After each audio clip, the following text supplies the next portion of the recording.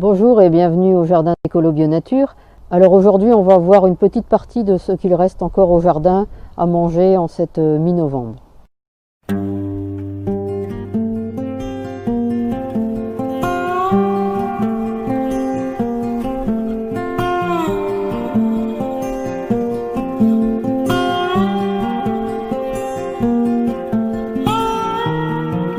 Alors désolé pour le bruit, mais le voisin s'est mis à tondre sa pelouse au moment où je commençais cette vidéo. Alors tout d'abord, avant de commencer, je voudrais rendre un hommage à Gilbert Cardon, des Fraternités ouvrières de Moucron, qui est décédé hier, 13 novembre. C'était un puits de science. Il connaissait énormément de choses sur les plantes et c'était une personne vraiment très gentille. J'appréciais énormément son travail. Alors on va commencer par les radis. Les radis d'hiver. Alors je précise radis d'hiver parce que j'ai encore mangé ces jours-ci quelques radis qu'on appelle radis de printemps, radis 18 jours. Je regarderai en passant s'il en reste, je vous montrerai. Mais donc là ce sont des radis d'hiver. Alors il y en a ici également, mais ils sont moins développés. Alors il y a du vent aussi, je suis désolée. Normalement avec le micro, j'ai mis les bonnettes sur le micro, ça devrait aller pour le vent. Donc ici, je vous disais, les radis sont moins développés puisqu'ils ont été semés plus tard. Le topinambour, ça il va y en avoir pour tout l'hiver. Alors ici des blettes. Ici au milieu de la facélie, on a aussi un peu de radis, du chou sibérien qui commence à pousser ici, là, encore ici, un peu plus loin. Voilà, de l'autre côté aussi, et des blettes.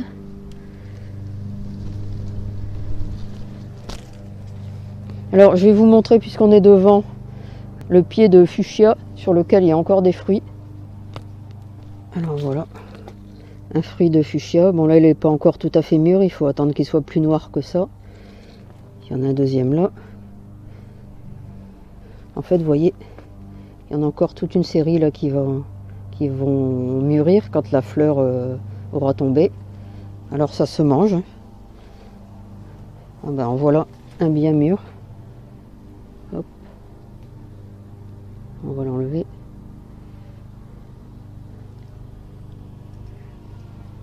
Voilà, pour vous montrer l'intérieur. C'est très bon. Encore ici. Alors bien sûr c'est tout petit, mais c'est bien agréable quand même. Alors puisqu'on est dans les fruits un petit peu particuliers, on va aller voir l'arbre faisan. Ah, tous les voisins ont décidé de faire du bruit au moment où je faisais ma vidéo. Alors, vous voyez, l'arbre faisan a encore aussi lui des fruits. Alors même chose, ceux-là ne sont pas mûrs. Et ici, quand ils sont bien noirs comme ça, là ils sont mûrs et c'est là qu'ils ont un goût de caramel brûlé. Alors je l'ai ouvert pour vous montrer la couleur, vous voyez. Ça a bien la couleur de caramel brûlé. Et le goût également. Alors, on va continuer. Alors il y a encore des framboises. Bon, elles ont un peu pris l'eau, mais elles sont encore mangeables. Ici aussi. Je suis vraiment désolée.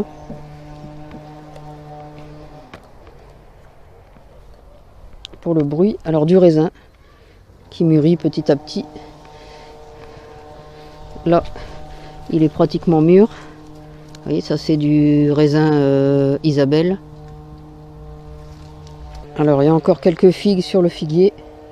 Alors ça ne vaut pas les figues d'été, les figues fleurs, parce que là c'est comme c'est un figuier bifère, c'est la deuxième production, les figues fruits, mais c'est tout à fait comestible également. Alors par ici, Il y a encore tout un tas de petits choux qui commencent à paumer. Alors c'est des petits choux Cabu Express, c'est des petits ceux-là. C'est une variété petite.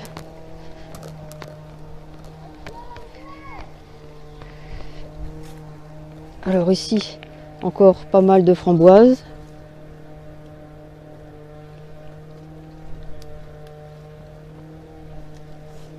Là-bas aussi. Hop là.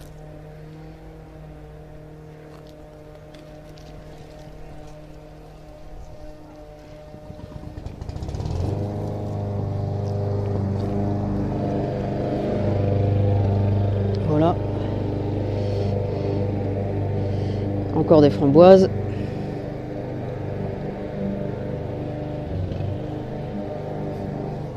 Alors ici, il reste encore des petits brocolis. Bon, là qu'on a un peu oublié, c'est la variété Natalino. Donc on coupe et ça repousse. Alors ceux-là, va falloir les couper parce qu'il ne faut pas les laisser monter à fleur. Parce qu'après, la production s'arrête. Alors avec des blettes autour.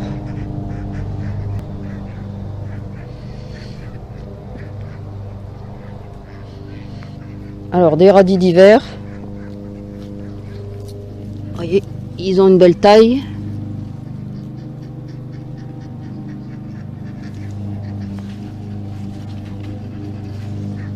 Voilà, il y en a comme ça jusqu'au bout.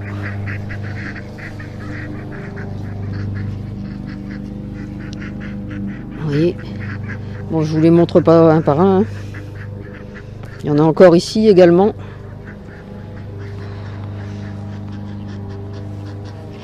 C'est insupportable. Alors des orties, puisque comme je vous le dis souvent dans mes vidéos, je considère les orties comme un légume à part entière. Toujours des framboises. Là, les conditions deviennent compliquées. Mais je profite du soleil pour vous faire cette vidéo parce que demain ils annoncent de la pluie. Et je voudrais vous la mettre rapidement en ligne.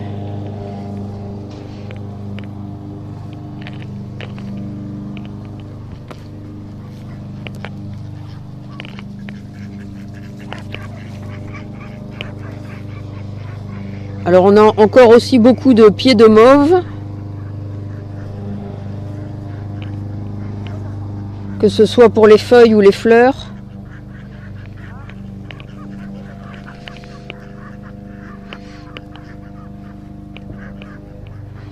De la bourrache.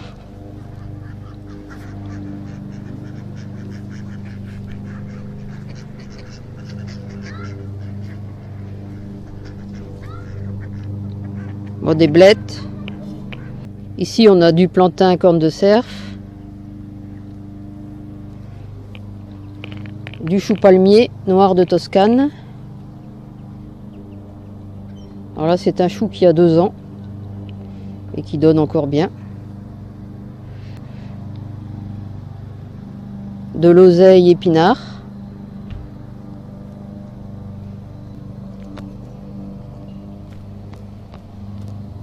Alors toujours des blettes, là, des salsifis.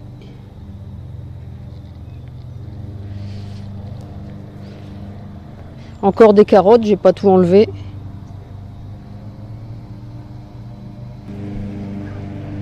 Ici encore du chou.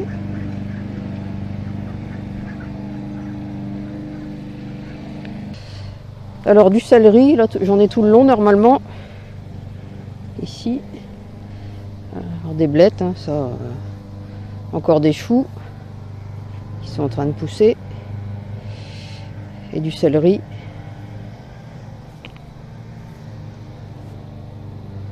Bourrache et au milieu oseille épinard. Alors par ici, bah, c'est pareil, c'est des mélanges de choux et de blettes. Vous voyez, quelques beaux choux, choux-feuilles. Là-bas. Bon, je vous détaille pas tout. Un beau chou de Daubenton. Voyez.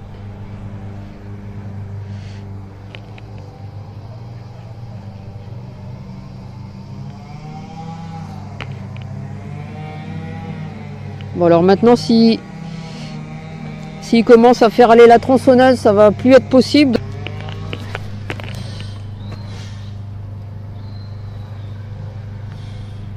Quelques choux. Bon, je viens me mettre un peu à l'abri dans la serre parce que le bruit là c'est plus possible. Et j'en profite pour vous montrer quelques repiquages que j'ai fait dans la serre. Quelques salades, quelques choux.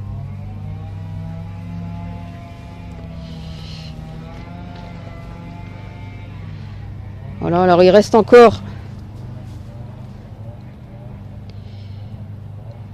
Alors ici de la moutarde. Il reste encore du poivron. Je suis vraiment désolée pour le bruit. Hein. Il reste encore un ici. Un là. Des salades en train de pousser, des blettes. Encore du raisin.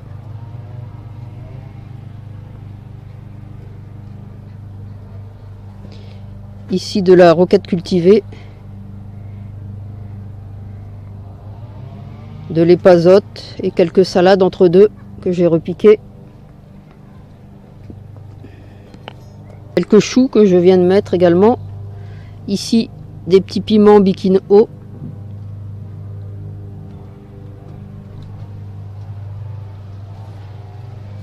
Un physalis qui fait encore des fleurs. Et qui a encore des fruits. Hein. Voilà.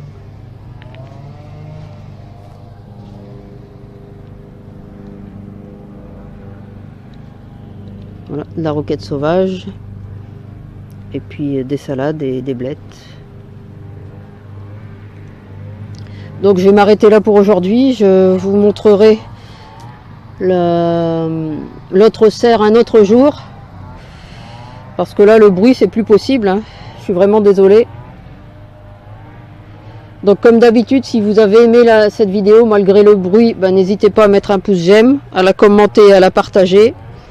Et puis vous pouvez retrouver de nombreux conseils et astuces sur le jardinage bio et la permaculture sur mon blog www.écolo-bio-nature.com et dans mes livres. À bientôt.